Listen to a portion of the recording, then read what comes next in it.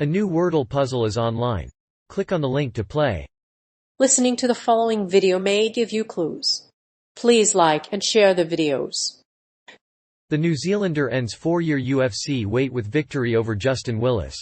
The biggest character on either side of the Tasman has arrived in the UFC, Tuivasa.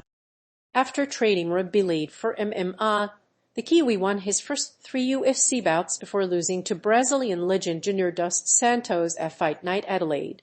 In the aftermath of the loss, the former rugby league star called out fellow Kiwi Justin Willis, a longtime UFC nemesis. Volkanovski is a complete MMA athlete. Alexander Volkanovski began his MMA career as a 214-pound rugby player. He left wrestling to pursue rugby at age 15, but still showed promise at a semi-pro level. While he didn't make the big time in rugby, Volkanovski made it to the UFC and dominated the featherweight division. Volkanovski's 214-pound frame also made him an excellent choice for the featherweight division. During his professional career, Volkanovski has operated as a pressure fighter. However, against elite competition, he has begun to change his game. He uses his impressive ring craft to close distance. He stays well placed while stepping forward behind active feints and head movements. This makes him an extremely difficult target. He also uses his body to his advantage, and has a strong striking arm, which helps him stay on top of his opponent who in a recent match, he defeated Max Holloway. The former Strikeforce champ used an aggressive stance, but Volkanovski was able to exploit that and build layers of offense. His lead leg was an important area for Holloway to defend, as he needs to step forward to fire a jab. He also utilized his aggressive style to take Holloway's lead leg. Allen is a decent striker. Josh Allen, 27, is a decent striker from England who will be making his UFC debut on Saturday. Allen fought once a year since 2015, and last fought in January 2020 against Andre Fili. Allen has won 9 straight fights, beating Gilbert Melendez, Maddie Bernal, and Magwin Amirkhani in the process. He has the potential to hit double digits with wins, and he hopes to knock Yusuf out on the first round. Although Hooker is a decent striker, Allen's defense has been suspect. Hooker's chin has been tainted by injuries, and he has a sub-3 strike absorbed per minute. His chin has held up against most opponents, but Allen has only demonstrated enough power to switch on the lights. His last fight was a tense victory over Yusuf, who had been in the UFC for 4 years. Despite a 4-year wait for a title shot, Allen is an interesting leverage play. The fight is fading, and he is priced higher than Soriano. With less ownership, Allen will be more available on FanDuel. The fight will be hard to score in Mexico, so Allen is a great leverage play. However, he will be harder to score in a decision. Tuivasa is a good striker. The Brazilian-born Tuivasa exploded onto the MMA scene in 2012 with 6 straight knockout wins in Australia before joining the UFC. He is well known for his stand and deliver style, and after each fight, he drains a shoe full of beer. Despite a lackluster start in the UFC, the Brazilian did well against Junior dos Santos, but he struggled to finish him. Tuivasa did not do well against Blagoy Ivanov and Sergey Spivak, and lost to dos Santos and Blagoy Ivanov before making his UFC debut. The Kiwi has a good striking style, and he'll be looking to use that to his advantage against Lewis. He is also willing to wrestle, but he doesn't have a great wrestling defense. However, he is a brawler who can end fights by securing a takedown. While Lewis is a good striker, he's not a great wrestler. Kara France is a rising star of the UFC. After winning 3 straight fights, Kara France stepped up his game by knocking out Rogerio Bontorin in the first round of the UFC 259 preliminary card. This was a welcomed return to the win column for the rising star, who had been winless since a submission loss to Cody Garbrandt last September. Kara France is just 1 win away from joining Israel Adesanya as a champion. The rising star of the UFC is looking to make his father and son proud with his MMA career. After all, the pressure of being a father lights up the fire inside you. And, as a flyweight, this pressure is both good and bad. Adding a child to the equation has given Kara France that extra motivation. He feels that his son will look up to him and will depend on him. Brandon Royval has made it clear that he wants Kara-France to get a title shot. He recently tweeted the UFC president and requested a fight between the two. He fought Kara-France in UFC 253 in 2020 and choked him out. Since then, he has lost to Brandon Morneau and Alexander Pantoja.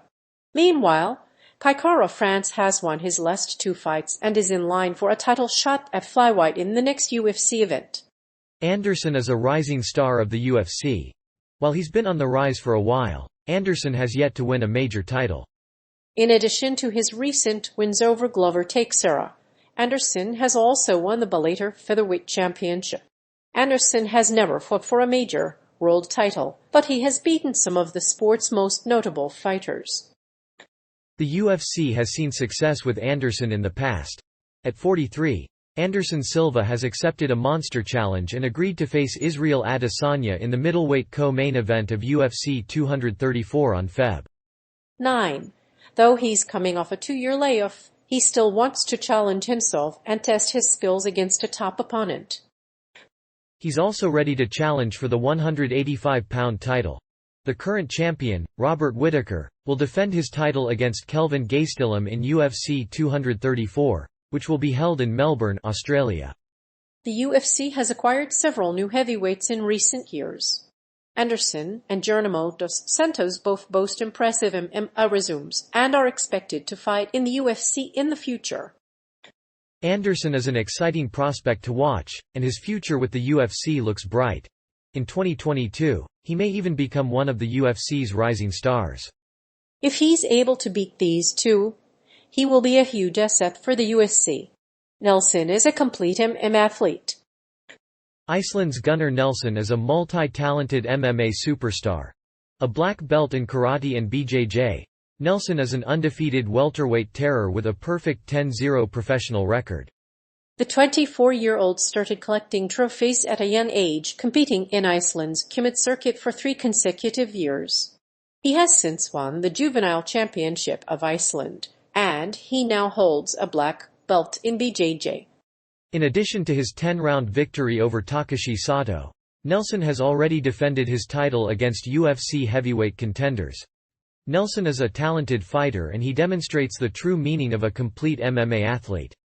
His recent fights have garnered much acclaim.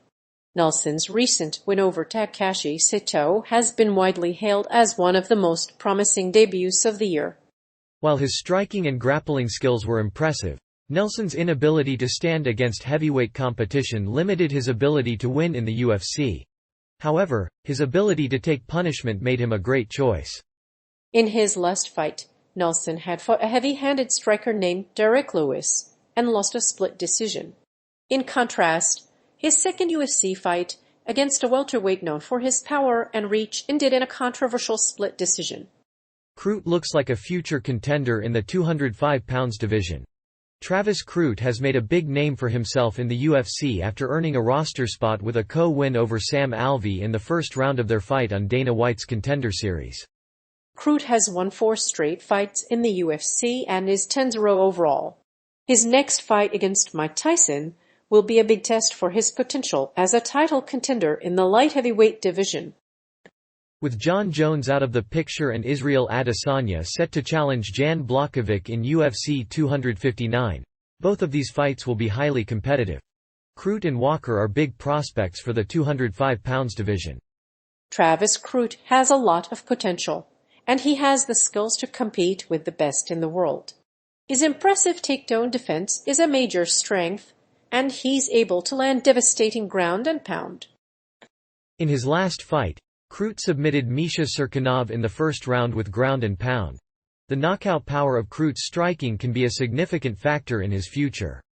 Kara-France returns to the octagon on Sunday. Kara-France returns to the octagon this Sunday to face Askar Askarov. The former flyweight champion is coming off 2 wins in a row. The New Zealand native is coming off an impressive knockout victory over Cody Garbrandt last December, which earned him the nickname Don't Blink. He moved down to 125 pounds following his loss to Rob Font. However, he still has a lot of work to do in the octagon before he can get to the title fight he has been dreaming about. This will be the New Zealand fighter's 9th trip to the octagon. His bout with Askarov will also coincide with his 29th birthday. He has 2 consecutive finishes against quality opponents and may be in line for his first title shot. The fight is also a part of fatherhood for Cara France.